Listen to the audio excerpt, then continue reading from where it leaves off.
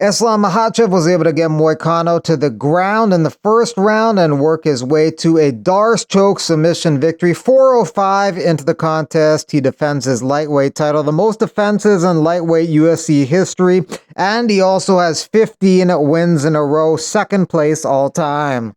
Umar Nurmagomedov had a good first couple rounds, but then Merab's pace became a problem and he started to do better in rounds 3, 4, and 5. He wins a unanimous decision, 48-47, 48-47, 49-46 to defend his bantamweight title. He also broke George St. Pierre's all-time takedown record in the UFC. Taporia is proud of Merab. What a fighter you are. You make us feel so proud. This is what happens when Dagestani wrestling meets Georgian wrestling.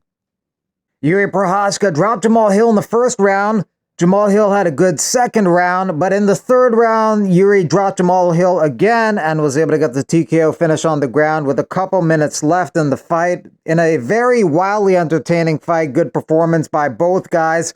Yuri's been able to beat everybody in front of him in the UFC, aside from Alex Pereira. Alex Pereira says, "Great performance, Yuri. Shama."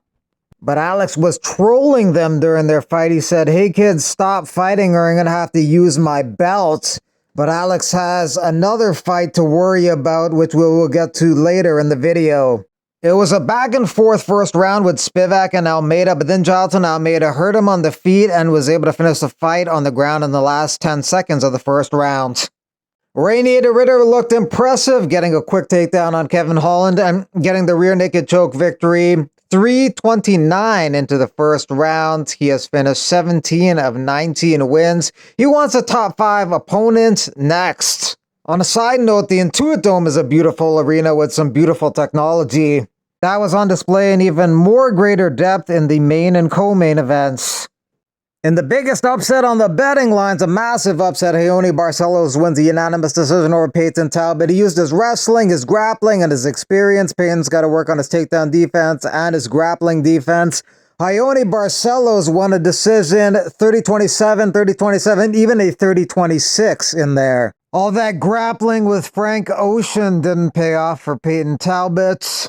Azamat Bakoyev wins by first round ground and pound KO over Zach Reese.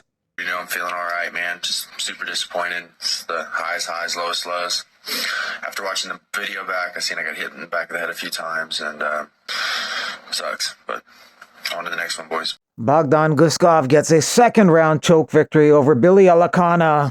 Grant Dawson wins a unanimous decision over Diego Ferreira, 30-27 on all the cards. He says he wants to fight Beneil Dariush next, which is a good call out because Dariush is willing to fight unranked guys who are tough, so he wants to fight him in April. If he pulled off a victory, he'd break into the top 10. Sorry guys, just here. Was not our night this night, but we get better. These highs and down. This is my son, want to be on the live too. But, so we get better for the next one. Thank you guys. I appreciate all the support. Eileen Perez picks up a unanimous decision over Carol Hosa. She'll be in the top 10 on Tuesday. She wants an interim title fight against Kayla Harrison. I mean, that's a bit much, but aim high.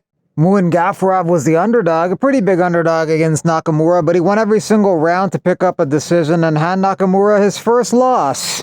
Bernardo Sapai wins a decision over Ricky Turcios, 30-27, 30-27, 29-28, unanimous decision, but good experience for the 24-year-old because Turcios pushed him to the limit. Sapai has won 4 of his last 5 fights. Tagir Ulanbekov wins a unanimous decision over Clayton Carpenter, 30-27 on 2 of the cards, 29-28 on the other. He's very calm and composed in there talking to DC during the fight. He has now won 3 fights in a row. For some reason, the broadcast at the beginning had Dariush fighting Makhachev in the main event. They messed that up. Makhachev at the ceremonial weigh-ins on Friday, and we're diving into film study and game planning all night long.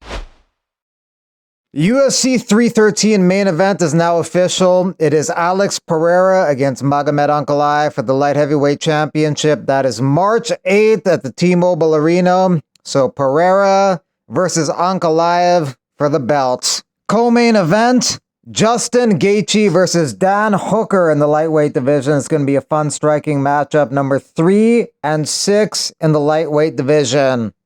See you soon, Uncle Live, is what Pereira has to say about that. Will Uncle Live try and take him down? Will he strike with him? We'll find out in March.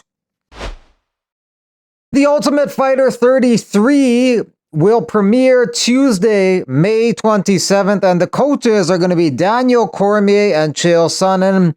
DC and Chael won't be fighting each other at the end, but they will be coaching each team. The executive producer of The Ultimate Fighter, Craig Pelagian, will be inducted into the UFC Hall of Fame this summer in the contributor wing.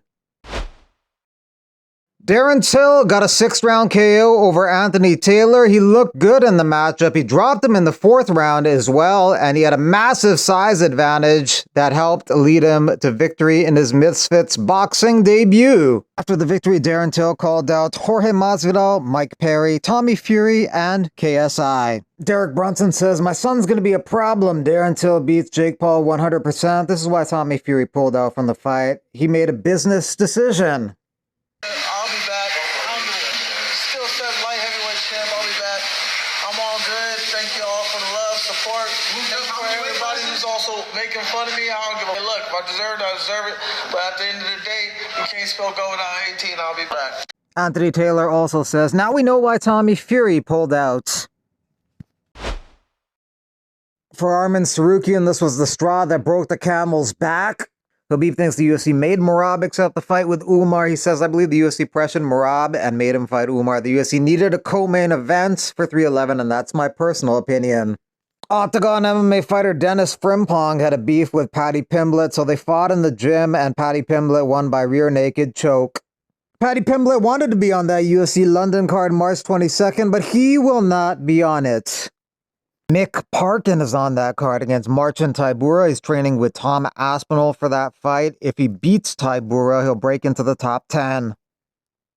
Jan Blachowicz is in the co-main event against Carlos Ulberg. Ulberg's looking to take a spot in the top 5. Jesteśmy wielki rozsudec, morsowanie na sucho, czas chłodzić.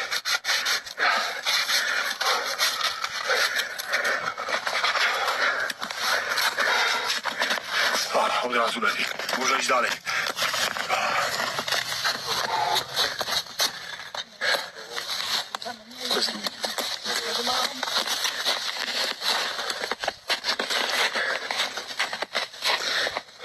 Khabib Nurmagomedov will fly out from LA to Dubai to corner Usman Nurmagomedov next week against Paul Hughes in the main event of that PFL show. The co-main event is Vadim Nemkov versus Tim Johnson. Cowboy Cerrone says he's back in the testing pool and he's been negative across all tests. It's time to find an opponent. He says he wants to fight 2 more times. That'll make 50 fights under the Zuffa banner.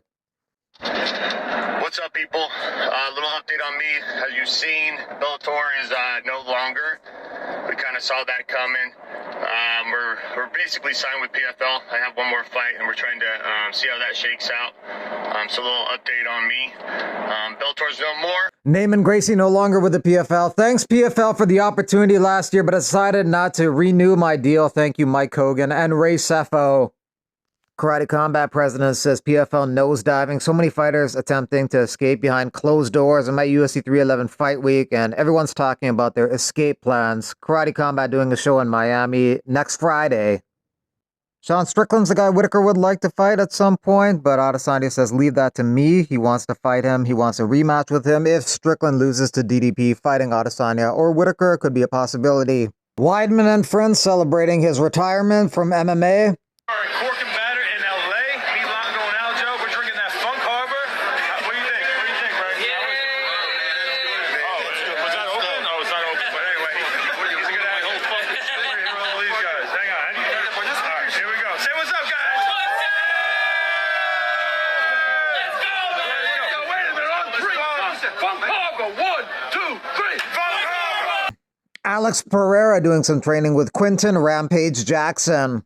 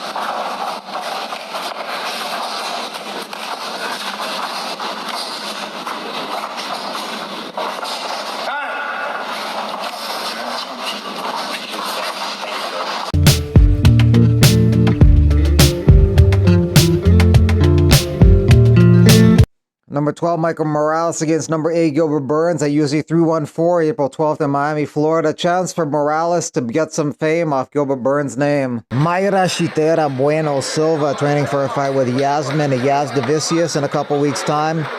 That's on the Riyadh, Saudi Arabia card, which is headlined by Imavov versus Adesanya. 7 of 10 victories for Bueno Silva are by submission. She likes the knee bar, she likes the arm bar, she likes the ground and pounds. She'll be dropping down to 125 for this fight. We'll see if she can make weight properly. Her opponent, Yasmin Yazdavicius, has won 2 of her last 3 fights via Darce choke. Bueno Silva is training with the Fighting Nerds.